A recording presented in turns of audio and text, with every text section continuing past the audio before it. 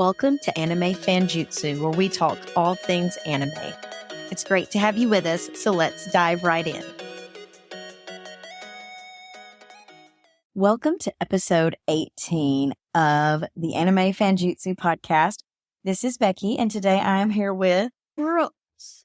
So if you listen to the podcast interview with a 9-year-old, then you've heard Brooks before. But today, just so you know, it's a 10-year-old. Brooks is now 10 years old. And a lot has changed since the last time he was on the podcast. He's actually watching a lot of anime now. So just give us a list, Brooks, of the anime that you have watched so far. Parasite, One Piece, Naruto, a little bit of it, Promise Neverland, JJK, Spy Family, and One Punch Man. So you have watched quite a bit, right? Yeah. So I want to talk about the Crunchyroll Anime Awards, and I'm going to just say who won what awards, and we're going to stop and talk about some of these, okay? I'm not going to do all the voice actor ones because we would be here forever, and I really only know about the ones in Japanese and English. We're only going to do the ones where the winners are things that we have watched so that we can actually comment on them. So Best Fantasy Anime was Demon Slayer, the Swordsmith Village art. It was really good. It was really beautiful. Best Drama, Attack on Titan, the final chapters. Best Comedy, Spy Family, which is super cute. And I want to talk about this one for a second. Season 1 was super cute, super wholesome. If you go back into our old podcast, you'll see that it's the one I recommended for families. And then in season 2, the kill count went way up. So your Forger, the Thorn Princess, how many people do you think she killed on the boat? Probably about 200. It was a lot. It's still one of the most family friendly ones, but it lost a little family friendliness with that. Best action anime, Jujutsu Kaisen. The Shibuya Incident. I've already watched it, but Brooks, I'm now rewatching it with Brooks, and he is almost to the end of season 2. What are you thinking so far? They can't see your thumbs up. You have to say it. But also depressing. A little depressing. Must protect at all costs character, Anya Forger from Spy Family. I agree with that. Yes. Best supporting character, Geto from Jujutsu Kaisen, or if you watch it in English, Geto. He's the best supporting character. I'm going to say in season 2, he's my favorite character. Especially the beginning of the season, before he turns into the villain, he's my favorite character. Best main character goes to Monkey D. Luffy. I think he's won that several times. Best director, Jujutsu Kaisen. Oh, best film was Suzume. Suzume, we watched it for family night one night, and I thought the animation was beautiful. It is not a Studio Ghibli film, but it looks a lot like Studio Ghibli. What did you think about it, Brooks? Good. And I like the cat. The cat is a mess, but I did like the cat. Best score, Attack on Titan, the final chapters. I watched a video on YouTube of a man playing the music from Attack on Titan on a piano, and he was in the mall or somewhere like that. And it's such good music. It almost brought me to tears. Best ending sequence, Jujutsu Kaisen. Best opening sequence, Jujutsu Kaisen. Jujutsu Kaisen kind of cleaned up at the Anime Awards. Best continuing series, One Piece. Best art direction, Demon Slayer. Demon Slayer is beautiful. It is not my favorite anime, but it has beautiful animation, and that's one of the reasons I like to watch it. Best cinematography, Jujutsu Kaisen. Best new series was Chainsaw Man, and I watched Chainsaw Man, and at the beginning I was a little on the fence, but by the end of it I was hooked. Best animation, Demon Slayer. obviously. Best character design, Jujutsu Kaisen. Oh, And this should come as no surprise. Anime of the year, Jujutsu Kaisen.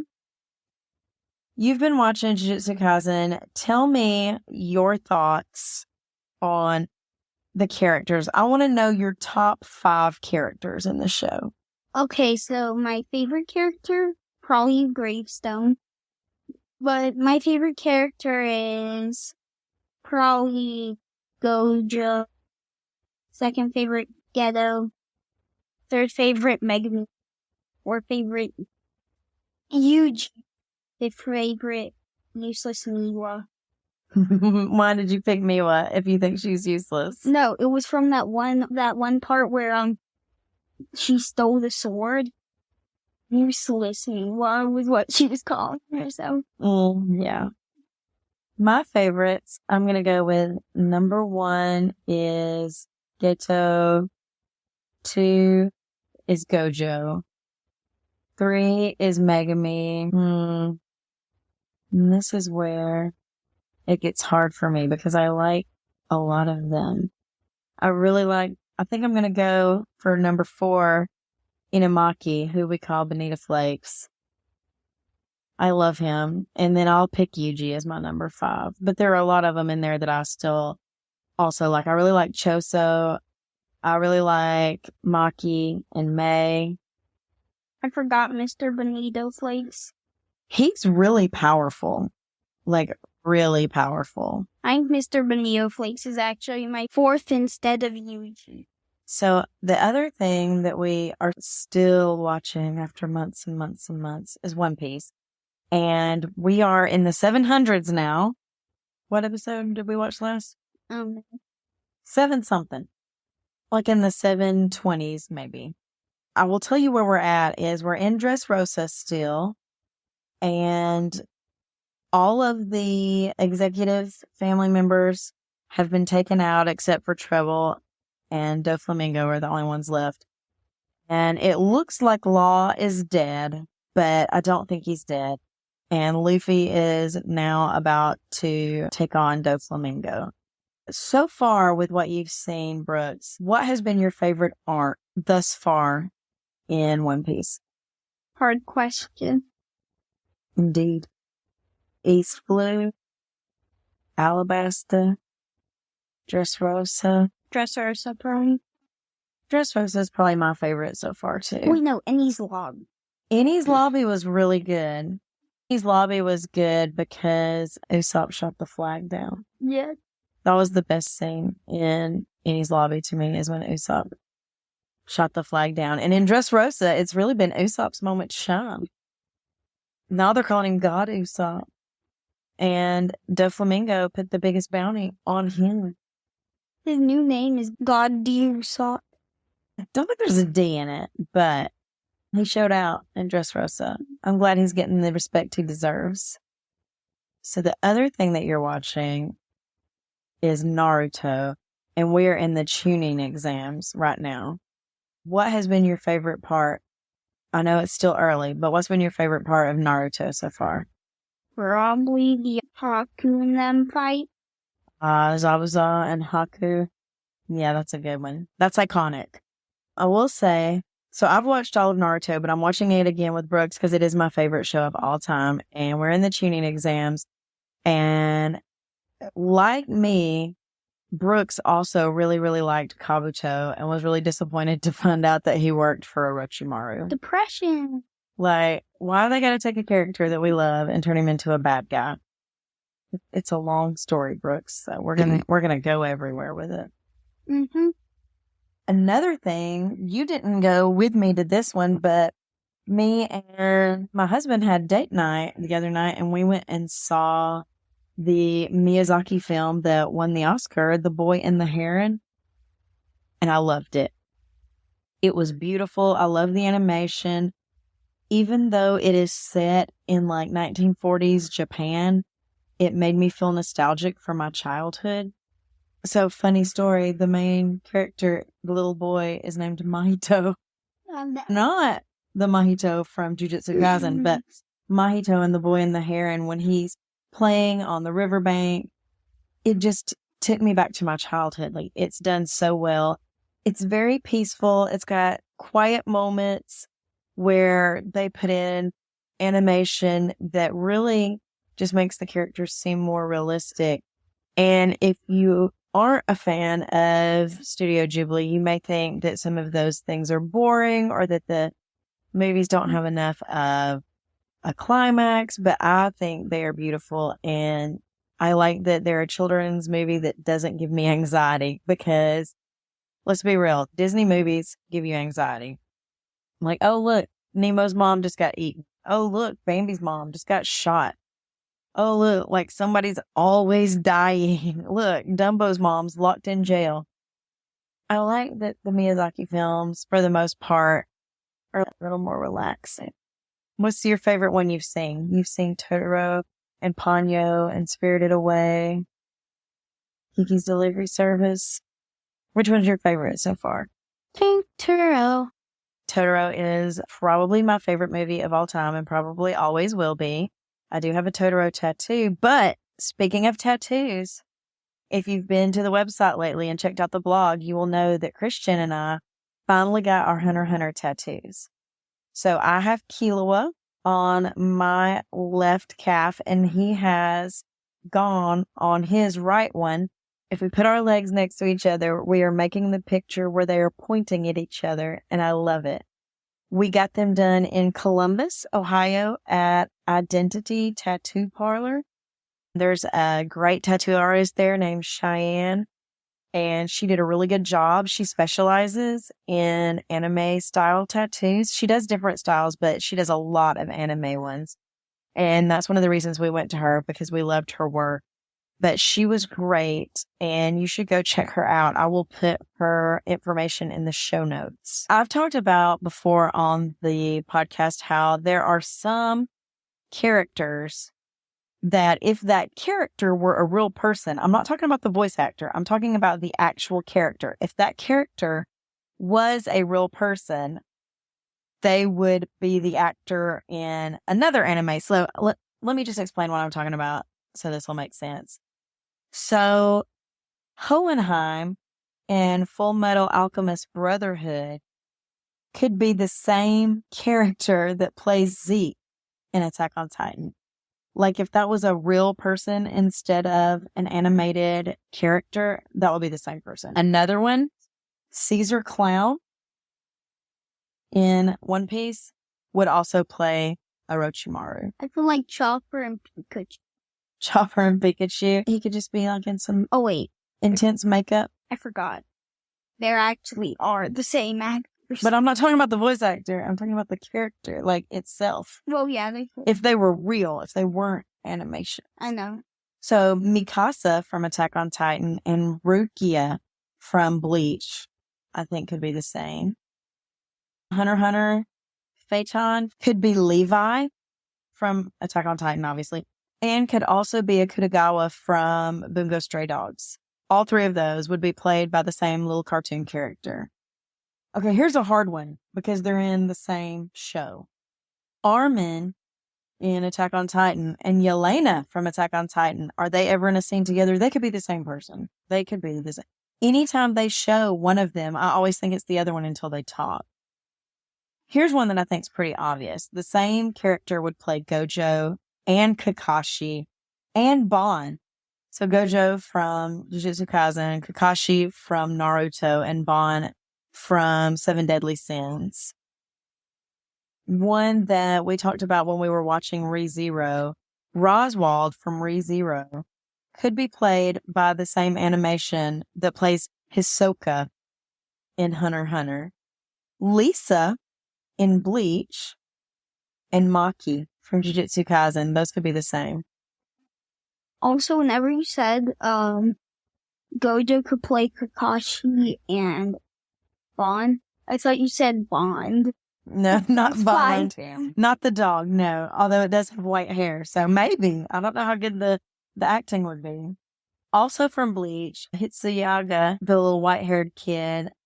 I don't know if I'm saying his name correctly. I never know, just so you guys know that are listening. I never know if I'm saying these names correctly because if you listen to the sub, they're one way. If you listen to the dub, they're another way. Then if you listen to other people talking about it, they might have it a different way. So we're just going to say Hitsuyaga and Real from Black Clover. And that same animation, I think, could also play Killua from Hunter x Hunter, Asta from Black Clover, and Kaneki from Tokyo Ghoul. I feel like Zoro could play Deku, green-haired.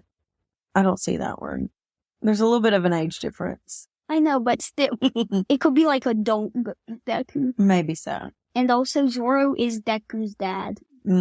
That's not a fan theory that I hold to. So Beatrice from ReZero and Bisky from Hunter x Hunter, same. Geto in Jujutsu Kaisen and Baji from Tokyo Revengers, they could be the same. Tsunade from Naruto and Matsumoto from Bleach, same. And there's a lot of these I'm seeing from Bleach. Shinsui and from Bleach, and then Yami from Black Clover, totally the same. Lisa from JoJo's Bizarre Adventure and Nico Robin. So Brooks hasn't watched JoJo's Bizarre Adventure. I'm going to say yet, but I probably just want to say that he never will because you have to get through 1 and 2 to get to the goodness that is 3, and I don't know that he has that kind of endurance. So Hunter x Hunter, Crollo, and Subaru from ReZero, and Yuno from Black Clover all could be same animation. Now you said Deku and Zoro. I think Deku and Gon. Deku from My Hero Academia and Gon from Hunter x Hunter. Elizabeth from Seven Deadly Sins and Emilia from ReZero. There's so many of these. Makima from Chainsaw Man and Kurisu from Steins Gate. Same, that red hair. Hanji from Attack on Titan and Himino from Chainsaw Man. Here's another one that I feel like is very obvious. Aki from Chainsaw Man and Megami from Jujutsu Kaisen obviously would be played by the same animation. And from Jujutsu Kaisen, Nanami and Kanikita from Bungo Stray Dogs. Brooks hasn't watched Bungo Stray Dogs yet, but I'm putting that on his watch list because it's so good. Fukazawa from Bungo Stray Dogs, aka the president, and Ukitake from Bleach, same. Yuka Jiru from My Hero Academia, the girl with the headphones, and Hinata from Naruto. I feel like Hinata is her sweet version, and then Jiru is like her edgy version. Fire Fist Ace, rest in peace, and Jotaro Kujo. Ida from My Hero Academia and Ling from Full Metal Alchemist Brotherhood. I got 2 more. Rei Mustang from Full Metal Alchemist Brotherhood and Sasuke from Naruto. They would be played by the same animation. And lastly, L from Death Note could possibly be played by the animation that is Rock Lee. So if you have any that you think would be played by the same animation, leave us a comment and let us know because I'm interested to see what you guys think. Now that you have started in the last year, Brooks, watching a lot of anime, what is the advice that you would give to new anime watchers? Don't start with JoJo's Bizarre. That is good. Is there anything else that you would like to tell them?